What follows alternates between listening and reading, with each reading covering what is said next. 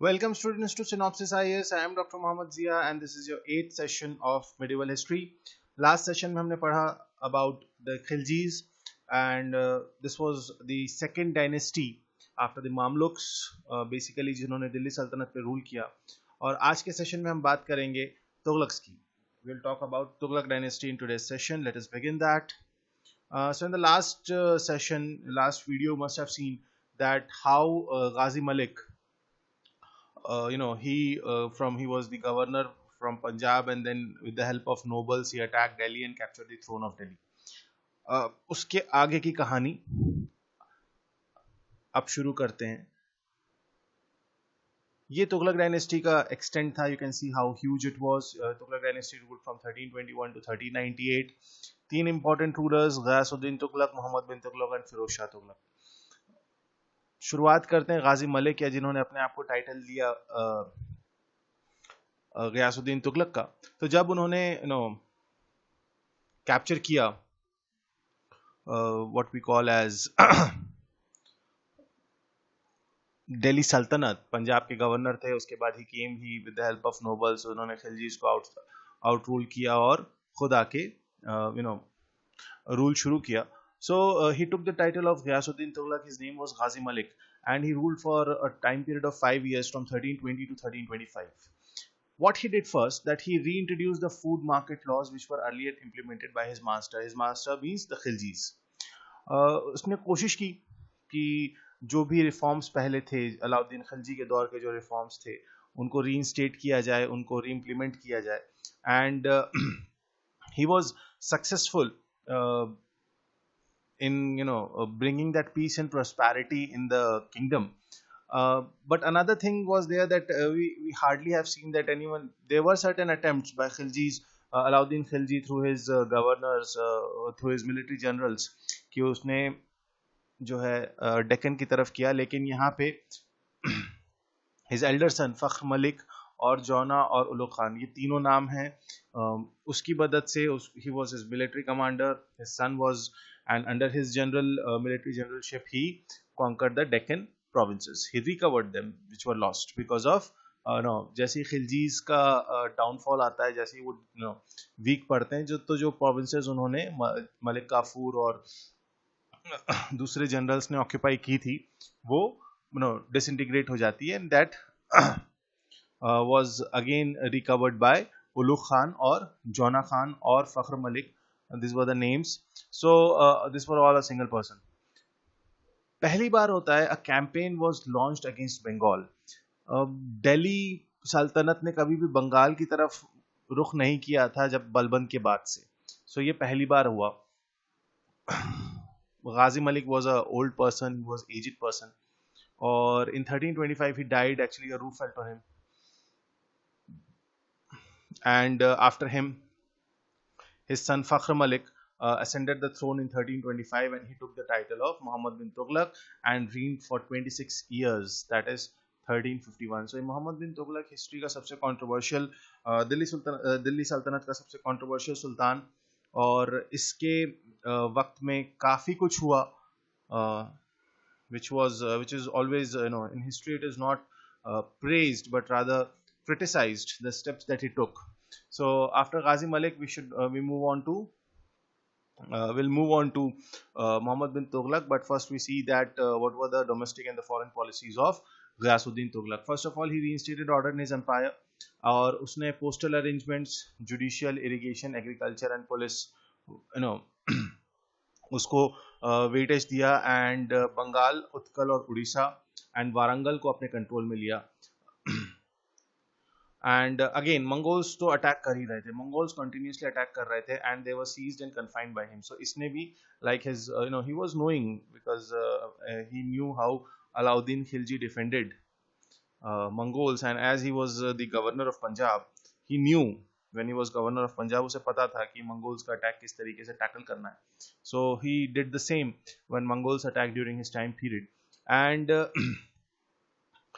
actually जब बंगाल की victory मना रहे थे तो उनके ऊपर जो है वो गिर गया, the roof that fell on him, and he was crushed to death by that. And after that his Juna Khan or Jona Khan जो क्राउन प्रिंस था वो आता है, and he ruled for like this time period from 1325 to 1361, and he took the title of Muhammad bin Tughlaq.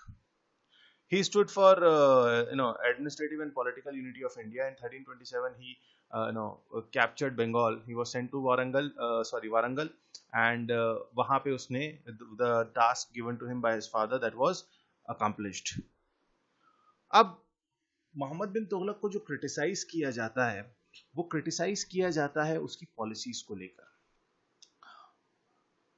And people always say कि he is like, किसी को भी जब भी कोई आज के टाइम पे भी आपने सुना होगा कि जब भी कोई चीफ मिनिस्टर या प्राइम मिनिस्टर या any other administrator when he or she takes some sort of uneven and unprecedented decisions and which are not good enough, so always he is being titled कि ये तो तुगलक वाले फरमान शुरू हो गए. सो ऐसा क्या था, आइए देखते हैं कि मोहम्मद बिन तुगलक की पॉलिसीज को इतना ज्यादा क्रिटिसाइज किया गया. And see, every war has a cost. जब भी कॉन्क्वेस्ट की बात आएगी, जब भी इस तरीके का कोई कहना चाहिए एक्सपीडिशन होता है जिसमें कैप्चर करना है, कॉन्कर करना है, तो उसमें पैसा तो लगेगा. और गयासुद्दीन तुगलक ने बहुत ज़्यादा एक्सपेंशन की तरफ ध्यान दिया, जिसकी वजह से जो शाही खजाने थे वो खाली हो गए. अब शाही खजाने खाली हो गए तो उन्हें सबसे पहला टास्क है कि शाही खजानों को भरना है. So to fill those empty treasury, what Mohammad bin Tughlaq did, he raised the taxes in the Doab region. Doab मतलब गंगा और यमुना का जो दोआब है वो. Many people ran away to forest to avoid heavy taxes, due to which cultivation was neglected and there was severe food shortage. अब हुआ क्या, जब दोआब, गंगा यमुना का जो दोआब है, let's say this is the track of Ganga, और ये यमुना आके मिलती है let's say, और ये इलाहाबाद है, प्रयागराज है. तो ये जो रीजन है ना, ये वाला जो रीजन है, कि गंगा यमुना का दोआब जो है, it is quite fertile and most fertile land obviously, जो रिवर बेड्स पे है. ये बहुत ज़्यादा कल्टीवेशन अच्छा है, आज भी यहाँ पे कल्टीवेशन अच्छा है. The Punjab, Haryana, western UP, the Gangetic plains, इस रीजन की अगर हम बात करें. सो जब यहाँ पे टैक्सेशन बहुत ज़्यादा बढ़ गया, क्योंकि कल्टीवेशन ज़्यादा था, तो इसने सोचा टैक्स भी ज़्यादा कर देते हैं. लोगों ने बोला भैया इतना टैक्स देने की तो हमें हिम्मत है नहीं, हम क्या करें, हम कल्टीवेशन ही बंद कर देते, हम इतना हैवी टैक्स नहीं दे सकते. तो लोगों ने जब कल्टीवेशन बंद कर दिया, तो obviously this led to what, ultimately this led to food shortage, खाने की कमी हुई. तो इसकी ये वाली जो पॉलिसी थी, taxes, higher taxation in Doab, इसका इम्पैक्ट क्या हुआ, it led to severe food shortage. And the next decision that he took was like extraordinary, क्योंकि आप यहाँ पे देखिए ये दिल्ली है, ये लाहौर है. यहाँ पे जब उनको लगा कि हम, because from Delhi he said that it is very difficult to control this region, तो उसने कहा let us do one thing, let us shift the capital from Delhi to Daulatabad. अब now you can imagine 1320s में, 1325 के बाद उस दौर में कैपिटल को शिफ्ट करना and order the common people and the government officials to shift to Devagiri. Devagiri was later renamed as Daulatabad. तो दिल्ली से दौलताबाद या देवगिरी जो है कैपिटल शिफ्ट हुई, और सिर्फ कैपिटल शिफ्ट नहीं हुई, बोले सब साजो सामान के साथ बिल्कुल हर कोई जाएगा, जैसा दिल्ली था वैसे ही देवगिरी बनाना है. अब आधे लोग तो रास्ते में मर गए, क्यों, इतना लंबा ट्रैवल था and everything. And when he actually जब वो दौलताबाद पहुंचा, तो वहां उसे रियलाइज हुआ कि मैं दौलताबाद तो आ गया हूँ, डेक्कन को तो कंट्रोल करने की कोशिश कर रहा हूँ, लेकिन I am losing my strong hold towards Delhi. तो उसने बोला नहीं, वापस चलो. Then again he return to Delhi. So first transfer of capital from Delhi to Daulatabad और Devagiri, and again from there to back to Delhi. तो ये इसका डिसीजन इज ऑलवेज क्रिटिसाइज्ड. एक और इनका बड़ा अजीब व गरीब सा फरमान था, that he introduced the copper currency system. तो पहले सिल्वर टका चलता था, सोने के सिक्के चलते थे, पीतल. तो उसने बोला देखो ऐसा है कि हम टोकन करेंसी चलाएंगे. टोकन करेंसी का मतलब कॉपर के सिक्के की भी वही वैल्यू होगी जो गोल्ड के सिक्के की वैल्यू थी, मतलब it's like a token currency. Token currency जब इंट्रोड्यूस की तो अब हिंदुस्तान तो है ही महान लोगों का देश, और जुगाड़ करने में तो वी आर लाइक, हमारे पास वर्ल्ड मास्टरी है। लोगों ने क्या किया, उनके घर में जो कॉपर के बर्तन थे उसको पिघला पिघला के ना सिक्के बनाने शुरू कर दिए। Ultimately that led to hyper inflation. Obviously there was too much supply, क्योंकि अब पहले क्या था, सरकारी या जो शाही मिंटिंग थी वहां से आ रहा था लोगों, और क्योंकि सोना और चांदी महंगा था तो हर किसी के पास होता नहीं था, तो वो इकोनॉमी को बैलेंस किया हुआ था। लेकिन जैसे ही ये टोकन करेंसी की बात आई, ये टोकन या कॉपर करेंसी की बात आई कि copper currency like will have the same value as what is of gold and silver accordingly, तो लोगों ने क्या किया, लोगों ने अपने घरों के जो बर्तन थे ना, they started melting in them out, और वहां से उन्होंने कॉइन्स बनाना शुरू कर दिया। So this led to what, hyper inflation in the economy. और क्या किया इन्होंने, ऑब्वियसली तो जब उसे दिखा कि the coins, the value of coins, obviously जब मॉनेटरी इन्फ्लेशन आया और जब इस तरीके से हाइपर इन्फ्लेशन आया तो कॉइन्स की वैल्यू क्या हुई, कॉइन्स की वैल्यू कम हो गई। और जब उसे दिखा ओ माय गॉड कॉइन्स की वैल्यू कम हो गई, फिर ये कॉपर करेंसी वाला, टोकन करेंसी वाला सिस्टम कैंसिल करो। So that's why he was his all his policies that he took, three major, taxation of the op, shifting of capital, and then this token currency, all these three uh, failed. एक और चीज उन्होंने की, to conquer Khurasan, Iraq और उस reason का जो conquer करने के लिए he raised an army of 3,70,000 men। Already आपके पास खजाना नहीं है, आपके पास पैसा नहीं है, हाइपर इन्फ्लेशन इकोनॉमी में आपकी आधी से ज्यादा जो कहना चाहिए the people who are supporting you, government officials and other people, वो शिफ्टिंग ऑफ कैपिटल में जा चुके हैं, they are no more, and instead of that what you did this, that नहीं, हमें कॉन्कर तो करना है, हमें कॉन्कर्स तो चलाना है। And due to this happened what, apart from that Mongol invasion का डर तो हमेशा से था, और तामाशिरीन जो था एक मंगोल इन्वेडर था, उसको अपीस करने के लिए कि भैया तुम जो है हमसे पैसा ले जाओ, हम अब तुम्हें गिफ्ट दे देते हैं, बट आप हम पे अटैक मत करो। इसकी वजह से, एक तो इसकी वजह से बर्डन बहुत बड़ा, और फिर ये जो उन्होंने बहुत सारे गिफ्ट्स और नेशनल ट्रेजर या जो शाही खजाना था उसमें ढेर सारे, उससे क्या किया, ढेर सारे गिफ्ट्स दे दिए, किसे, ये तामाशिरीन को, एक मंगोल लीडर था, टू अवॉइड मंगोल इन्वेजन। तो ये भी क्या हुआ, बर्डन बनता गया किसके ऊपर, शाही खजाने के ऊपर, and ultimately the economy failed. And always remember, no economy can survive without, no empire can survive without economy. अर्थव्यवस्था के बगैर साम्राज्य का चलना मुश्किल है, नामुमकिन है। सो ये they were good. It is always claimed that the Muhammad bin Tughlaq's domestic policies were good, but due to faulty implement measure they failed. And this started somewhere. This was the first instance which started the decline of Delhi Sultanate because of this hasty decisions and defective policy implementation. So इसकी वजह से, मोहम्मद बिन तुगलक की इस act की वजह से कहीं ना कहीं द फॉल ऑफ दिल्ली सल्तनत विल स्टार्ट। मोहम्मद बिन तुगलक की डेथ के बाद 1351 में फिरोज शाह तुगलक आते हैं। अब फिरोज शाह तुगलक आए, he was son of Ghiyasuddin Tughlaq's younger brother, means he was like cousin of Mohammad bin Tughlaq, वो आता है। अब उसके ऊपर जो भी सबसे पहले, एक तो उसके ऊपर सबसे बड़ी जिम्मेदारी ये थी कि उसे डैमेज कंट्रोल करना था। And I believe the whole time period of Firoz Tughlaq was like in only spent in doing the damage control, or actually undoing the damage what has been done by Mohammed bin Tughlaq. So first of all we'll see what administrative reforms he took, क्योंकि उसका पूरा time तो reforms में चला गया। First of all, he withdrew all the taqawi that agricultural loans, the agricultural loans that were granted by Mohammed bin Tughlaq. Mohammed bin Tughlaq ने जितने भी एग्रीकल्चर लोन दिए थे वो सारे जो है उसने वापस लिए। He raise the salary of revenue officer, सबसे पहले उसने ये किया, क्यों, ताकि जो करप्शन है, जो ब्राइबरी है, उसे कंट्रोल किया जा सके।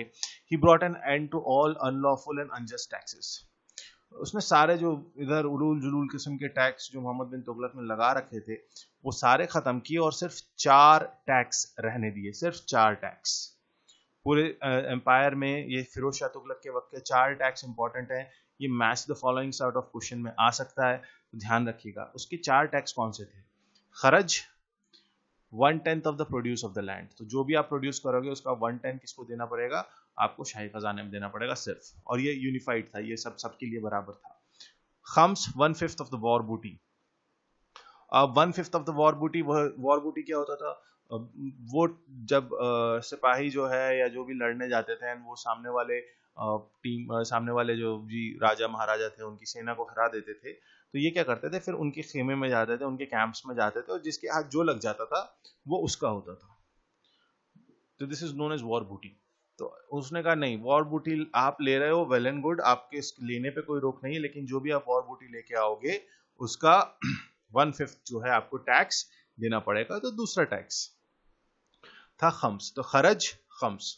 जजिया, no need to tell you.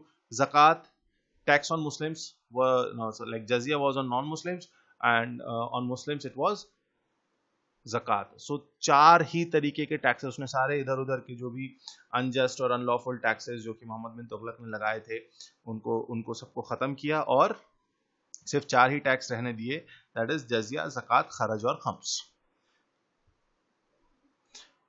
अब ऐसा नहीं है कि सिर्फ रिफॉर्म, सब कुछ अच्छा भी करना था। 150 wells, 100 bridges, 50 dams and also dug many irrigation canals. तो ये बहुत इंपॉर्टेंट है, इरिगेशन में बहुत बड़ा कंट्रीब्यूशन है इरिगेशन सिस्टम को डेवलप करने के लिए। You know for the contribution of Firoz Shah Tughlaq in improving, क्योंकि उसने कहा कि हम जब तक इरिगेशन प्रोवाइड नहीं करेंगे, ऑब्वियसली ये Wales, bridges were for better connectivity, dams were for irrigation purposes, canals, उन डैम्स के रिजर्वॉयर से कैनाल्स उन्होंने वो शुरू की। तो उसका पर्पस ये था कि जितना ज़्यादा एग्रीकल्चर प्रोडक्शन होगा, जितना इजीली एग्रीकल्चर प्रोडक्शन ज़्यादा होगा, उतना ज़्यादा जो है हमें खर्च जो है, जो टैक्स था land of 1/10 of the produce, वो हमें उतना ज़्यादा मिलेगा। So instead of living implementing, अगर आप टैक्स ले रहे हो तो आप उनको, सरकार अगर टैक्स ले रही है तो वो उसे फैसिलिटी भी प्रोवाइड करे। देन 4 इंपॉर्टेंट शहर हैं जो कि which was founded, which were constructed, which was established by Firoz Tughlaq. It was Firozabad, Hisar, Jaunpur and Fatehabad. ध्यान रखना ये चारों शहर हैं। कई बार which of the following was or which of the following was not, और स्टेटमेंट फॉर्म में आ सकता है। ठीक है, he banned all kind of damages and torture, तो जो भी बहुत ज़्यादा अनह्यूमन टॉर्चर और इस तरीके की जो एक्टिविटीज थी उस पर सब पे बैन लगा दिया। He levied jizya on Brahmins. दो इम्पोर्टेंट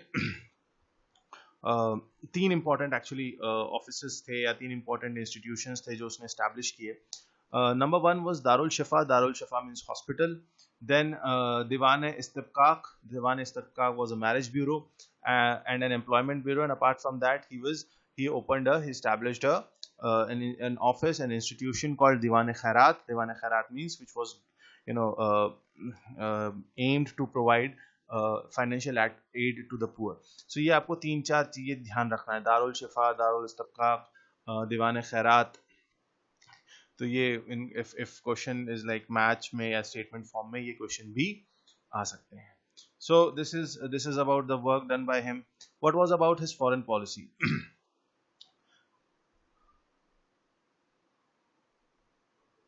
फिरोज तुगलक एक्चुअली बंगाल को उन्होंने कंसंट्रेट किया एंड जयनगर को भी इन्होंने अटैक किया, जगन्नाथपुरी टेम्पल पे भी अटैक किया। So this was something apart from all this good stuff, ये कुछ उनके कंट्रोवर्शियल एलिमेंट्स थे। खैर आगे बढ़ते हैं। Importance of Firoz Tughlaq in medieval Indian history. तो इस जनरस जो मेजर्स थे, जो भी अभी हमने इतने अच्छे मेजर्स पढ़े हैं, अब टैक्सेशन कम करना और इस तरीके के Darul Shifa, hospitals, marriage bureau, employment bureau, Diwan Khairat, इस तरीके के जो ऑफिसेस या इंस्टीट्यूशंस थे उसको एस्टैब्लिश करने के लिए he is always appreciated. Futuhat Firoz Shahi is an autobiography of Firoz Tughlaq, ये ध्यान रखिएगा। Then he patronized the scholar Ziauddin Barni. आगे चल के जब दिल्ली सल्तनत खत्म होगी तो I will give you a list of some important scholars and their literary works, and Ziauddin Barni is one of them. So this Ziauddin Barni also wrote a book, Tarikh Firoz Shahi. So Futuhat Firoz Shahi was the autobiography, and Ziauddin Barni also wrote a book on the uh, uh, this on Firoz Shah Tughlaq, and that was known as Tarikh Firoz Shahi. And another thing that he did that during his time, because he patronized literature a lot, and he was very much into this uh, work.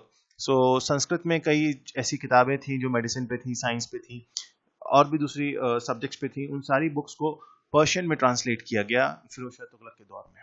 सो ये उनके कुछ literary contributions हैं. 4 शहर ध्यान रखिएगा: Firozabad, Fatehabad, Hisar and Jaunpur. They are important. अब obviously